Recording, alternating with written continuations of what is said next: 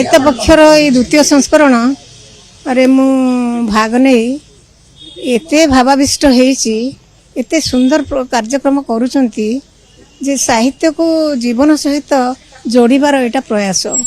आमे कोन टिके टिके दूरे जाउछु कि साहित्य तो आम जीवन साहित्य तो आमे दूरे पारिबुनी किंतु जो लेखा लेखी उपन्यास गल्प ए सब आमे टिके दूरे जाउछु कि यांत्रिक सभ्यता रे डिजिटाइजेशन भितर सेइथि बोधे आ संवादर जे प्राण सौम्य पट्टनायक एभली गोटे परिकल्पना करिसंती मु तांकु अभिनंदन जनाउचंती मु गोटे दुईटी आलोचना शुणिली गोटे तो थिला मोर आशीर्वचन थिला द्वितीयटी गोटे आलोचना शुणिली पर जाज्ञसेनी उपन्यासर जो 12 मिनिट रे जो अभिनयटी कले एते चमत्कार मु कौन कहबी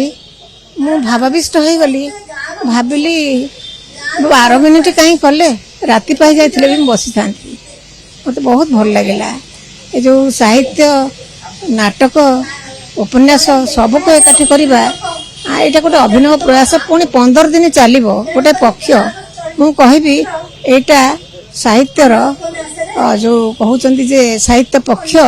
एटा साहित्यर शुक्ल पक्ष बोली मु कहिथिली एठी चंद्रमा अछंती तारा अछंती तथापि भी तार भीतर भी बहुत घटी आसे पुणी बहुत घुंची जाए ये हूँ जीवन यही प्रयास जारी रहू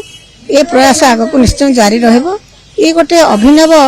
कथा लेखाई रहिबो साहित्यर इतिहास रे।